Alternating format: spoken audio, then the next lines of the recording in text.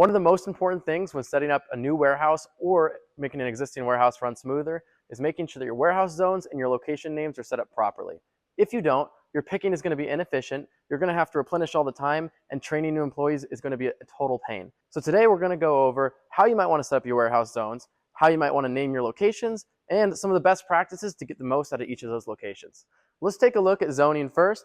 This is just a sample warehouse. Your warehouse is likely going to look very different, but we're just going to use this as a general guideline. The first sections that we're going to look at is going to be your picking and your packing. So let me go ahead and write that in.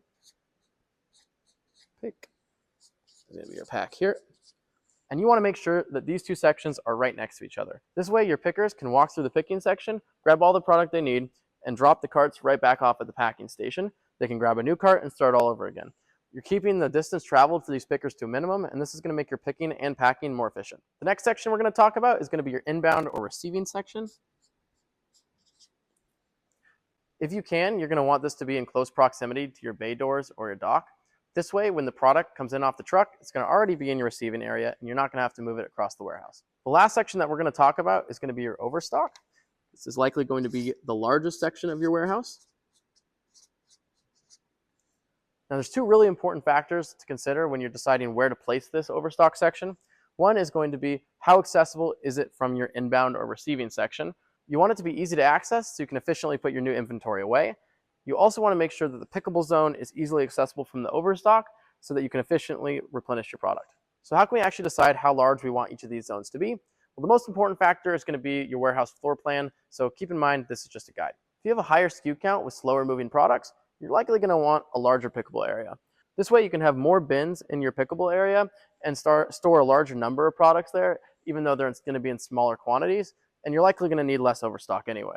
Now, if you have a lower number of faster moving SKUs, you're going to want a smaller pickable area so you can maximize your overstock, because you're likely going to need a lot of overstock. And that way you're not going to be wasting valuable warehouse space on empty bins in the pickable area. The next thing that we're going to go over is how you want to name your locations within the warehouse. So I like to follow a structure that goes zone, aisle, bay, level, position. And within this, I like zone and aisle to be letters and then the rest to be numbers. The reason why I do this is I find it easier for a human to read and find these locations if they're not all numbers or all letters. So I'm going to go ahead and write in the zone in the aisle here, and we'll move on to the bay, level, and position. The bay is going to signify the rack you're on if you're in the overstock area, or the shelf you're on if you're in the pickable area, and I like this to be a number, so I'm going to go ahead and put 0, 1. The level is going to indicate where you are vertically in the warehouse. So if you're in the overstock area, this is going to be maybe 0 for the floor or 1 for the floor, and then as you go up, you'll either go up to 2 or 3 the closer you get to the ceiling. If you're in the pickable area, the level is going to indicate which platform you're on in the shelf. So I'm going to go ahead and write 0, 1 for this as well. And lastly, the position is going to indicate where you are horizontally within that bay and level. So I'm going to go ahead and put 0, 1 here as well. If you're in the overstock area, this is likely to be pallets. So if you have 2 pallets within a rack, then you might have positions 1 and 2. If you're in the pickable area, this is likely going to be bins. So if you have 5 bins on each level in a shelf, then that might be positions 1 through 5. Now that we have all the labels complete for your location, we're going to put these all together in the final structure. So your final location name is going to be A-A-01-01-01-01. And this is going to signify the first location in your warehouse. Now let's take a look at an example of how one of your bays may be laid out. Let's pretend that this rack is bay 1 in zone A and aisle A, so this is going to be the first bay in your warehouse. So if you look at the level, this is going to be the vertical indication here in your bay. So we're going to look at level 1, and that is going to be the bottom level for us. And then we're going to look at position 1. So that is going to be the first bin in level 1. So that this location here is going to be your location AA111. Two really important things I want to mention before we move on. The first is going to be making sure that each of your numerical labels have the same number of characters. So if we look here, you can see I use 010101. Well, why would I do that? So let's take a look at an example where you might go wrong if you don't do something like this.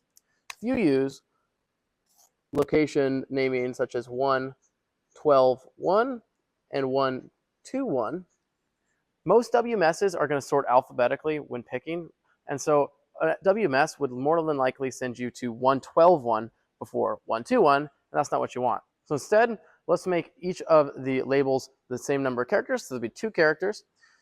I make this 01-12-01, 01-02-01. Now your WMS is going to send you to 121 before it sends you to the 112 one, since this is alphabetically first. The last important consideration is making sure that you leave room to grow, specifically on your aisles and bays. This is where I see most people run into trouble.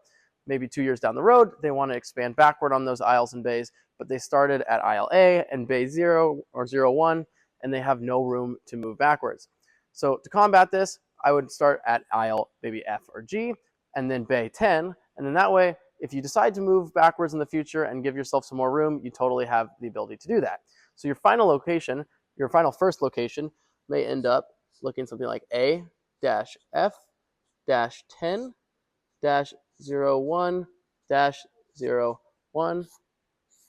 And this is what I would start with my first location as. So the last thing I want to go over is some of the best practices when it comes to where you actually want to place specific locations and specific products within those locations, especially when it comes to our pickable zone. So let me relate this drawing here to something in real life before we get started. So I have 2 sets of shelves back to back here, and then each of these is a bay. So right here, these back-to-back shelves might look something like this in real life, where you have 2 bays back to back with bins on each of them. So the first thing I want to talk about is how we name each aisle. So as you can see here, I have 4 boxes across the middle. These are going to be our aisle names. So I'm going to name this aisle A through D, not following my previous advice of starting at F, but that's just for the example's sake here. So I'm going to start this at A and go down to D, aisle A. This is going to be aisle B, aisle C, and aisle D. So why do we have 2 aisles here in the middle in what looks like 1 aisle or lane? Well, this is because if you name this 1 aisle, so let's say this is aisle B, your pickers are actually going to have to move back and forth between each shelf. And so they would move in this zigzag pattern when grabbing their products, which is inefficient for a few reasons. If you have multiple pickers, they're going to run into each other. If you have somebody replenishing, you're also going to run into them. And if you're trying to switch back and forth between shelves, it's actually kind of difficult to find the location you're looking for. Keeping it in 2 aisles also allows you to direct the traffic of your pickers exactly how you want, and I'll show you how we're going to do that. So what's the most efficient way for your pickers to move? I like to use what's called a snake pattern, and I'll show you how that goes. You're going to start down here. Let's say this is the beginning of your picking section. You're going to move up aisle A, and then you're just going to cross over to aisle B, and then come down aisle B, cross over to aisle C, up aisle C, and so on down aisle D.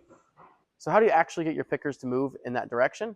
It all comes down to how you name your bays. So I'll show you. I'm going to start my bay naming at 1 and go up to 4. This is, again, contrary to what I said before, where you want to start at 10. This is for example's sake. So we're going to start low and go high, and then we're going to reverse it. So we're going to start at 1 on this side at the top of B, and then end at 4.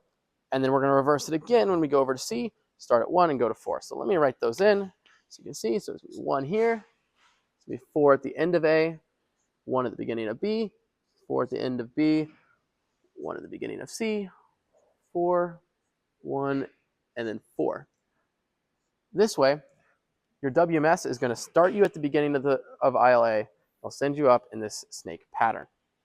And I have one more thing that I want you to consider before you set up your locations, and that's going to be where are you putting specific products in your pickable zone. Now, I always like to put my highest volume movers at the beginning of my picking area. This is because a lot of times your pickers will pick a cart that consists either entirely of fast movers or at least 90% of fast movers. And so there's no reason to have them move all the way down to the end of the pickable section when you can have them stay right here at the beginning, pick their products really quickly, and then drop the cart right back off at packing and start over again. You may want to keep your faster movers in larger locations as well, so you might have fewer bins per bay, but that way you don't have to replenish quite as often. So setting up your warehouse zones and locations doesn't have to be confusing or complex, but doing it correct the first time is going to save you a lot of headache and time down the road.